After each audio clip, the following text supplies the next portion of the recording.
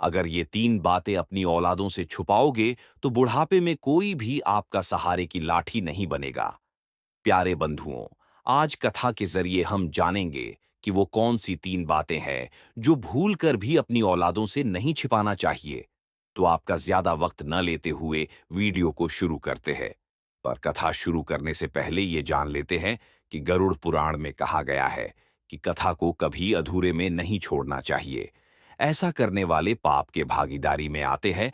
तो कथा प्रारंभ करते हैं। और आपको कथा अच्छी लगे तो वीडियो को लाइक करें और अपने चैनल कलयुग टॉक्स को जरूर सब्सक्राइब कर लें। गांव के बाहरी छोर पर एक पुराना मिट्टी का घर था। वहीं रहते थे हरिराम जी, जिनका चेहरा धूप से जला हुआ था, मगर आंखों में एक गहरी चमक और भारी सन्नाटा था। 3 बेटों के पिता विजय, दीपक और मनोज। हरिराम जी की जिंदगी संघर्षों से भरी थी। पत्नी शारदा के साथ मिलकर उन्होंने खेतों में पसीना बहाया, लोन चुकाया, फसलें काटी और बच्चों को शहर पढ़ने भेजा। वो चाहते थे कि उनके बच्चे वही जिंदगी ना जी जो उन्होंने जी। विजय पढ़ाई में तेज था, इंजीनियर बना। दीपक ने कॉमर्स किया, शहर में बैंक में नौकरी लग गई। मनोज सीधा सादा था, न तो ज्यादा पढ़ पाया न ही शहर की भीड़ समझ सका। उसने अपने गांव और अपने बूढ़े माँ बाप का साथ नहीं छोड़ा। जब दोनों बड़े बेटे त्योहारों में 2 दिन के लिए आते तो माँ के हाथों की खीर खाते, बाबूजी से हाँ में हाँ मिलाकर बात करते और चले जाते। लेकिन मनोज रोज बिन कहे दूध लाता, बाबूजी की दवाइयां संभालता और खेत में उनका हाथ बंटाता। शारदा अक्सर कहती, हरिराम, मनोज भले ही कमजोर है पर दिल से बड़ा है। हरिराम जी बस चुप रहते। उन्होंने कभी बच्चों में भेद नहीं दिखाया, पर मन में एक फैसला कर लिया था, जो आखिरी सांस तक मेरे साथ रहेगा वही मेरा असली उत्तराधिकारी होगा। उन्होंने एक वकील से वसीयत बनवाई। मकान, जमीन, बैंक का सारा पैसा सब मनोज को मिलेगा। किसी से कुछ नहीं कहा। बात कह दी तो झगड़े होंगे, मनोज को नीचा दिखाया जाएगा, उन्होंने सोचा। पर जो वो समझ नहीं पाए वो ये था कि कभी कभी चुप्पी भी झगड़े छोड़ जाती है। वक्त का पहिया घूमता गया। शारदा चल बसी। हरिराम जी बूढ़े हो गए, कमजोर, अक्सर बीमार। मनोज वहीं था, सुबह उनके पांव दबाना, शाम को चश्मा साफ करना। फिर एक रात सीने में तेज दर्द हुआ। अस्पताल ले जाया गया। विजय और दीपक को खबर दी गई। दोनों शहरों से भागे आए। अस्पताल में पहली बार तीनों बेटे एक साथ थे। हरिराम जी की सांसें कमजोर थीं, आंखें डबडबाई हुईं। बाबूजी कुछ कहना चाहते हैं, मनोज ने कहा। वो होंठ हिलाते रहे। शायद वो अंतिम बात कहने की कोशिश कर रहे थे, पर कह नहीं पाए। कुछ घंटों बाद उनका शरीर शांत हो गया। कुछ दिन बाद घर में वसीयत खोली गई। जब वकील ने पढ़ा, मैं अपनी संपत्ति मनोज के नाम करता हूं, क्योंकि वही मेरे जीवन की आखिरी सांस तक साथ रहा, तो सन्नाटा छा गया। विजय का चेहरा तमतमाया। तो क्या हम सिर्फ पैसों के एटीएम थे? दीपक की आवाज भारी थी। बाबूजी ने कभी बताया तक नहीं। ये भरोसे का अपमान है। मनोज के हाथ कांपने लगे। मैंने कुछ नहीं मांगा था भाई, बस साथ दिया था। पर रिश्तों में दरारें कभी सीधे नहीं जुड़ती। विजय और दीपक धीरे धीरे दूरी बनाने लगे। पिताजी की बरसी आई, कोई नहीं आया। तस्वीर पर आज तक सिर्फ मनोज ही फूल चढ़ाता है। हरिराम जी की चुप्पी उनकी सबसे बड़ी गलती बन गई। शहर के एक छोटे से मोहल्ले में रमेश नाम का एक सीधा सादा आदमी अपने छोटे से परिवार के साथ रहता था। पत्नी की मृत्यु के बाद वो ही अपने दोनों बच्चों अर्जुन और मीरा का मां और बाप दोनों बनकर पालन कर रहा था।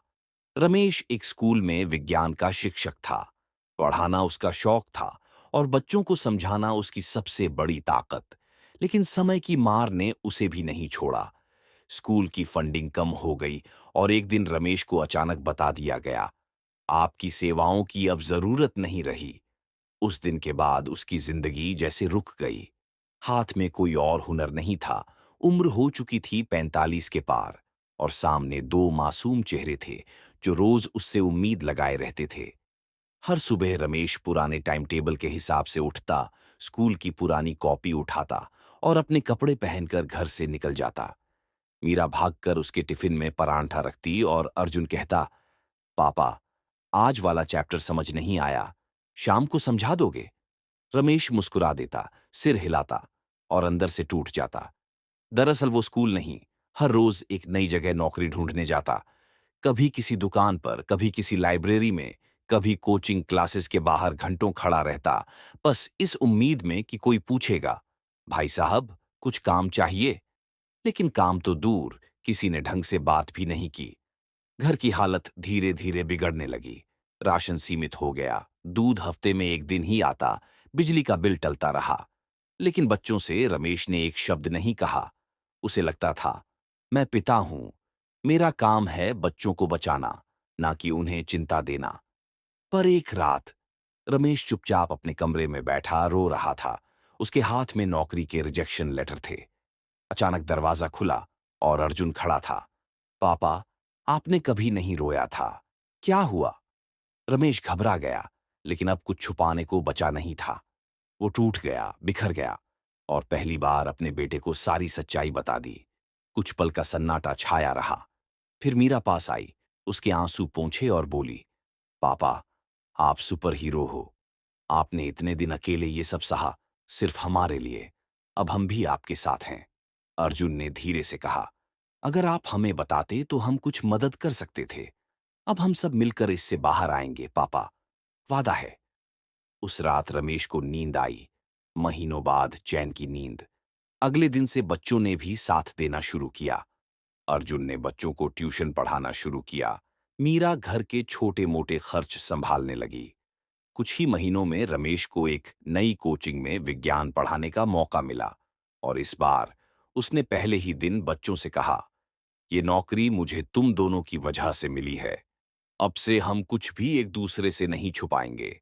एक पिता सोचता है कि वो सब कुछ खुद ही संभाल लेगा, वसीयत भी, भेद भी, भावना भी। पर जब वो बिना बोले चला जाता है, तो वो सिर्फ अपनी संपत्ति नहीं छोड़ता, वो पीछे रिश्तों की दरारें, गलतफहमियां और कभी न मिटने वाली नफरत छोड़ जाता है। बच्चों को जिम्मेदारी सौंपने से पहले उन्हें विश्वास देना जरूरी है। प्यार तभी टिकता है जब संवाद हो, और संवाद तभी होता है जब सच्चाई छुपी न हो।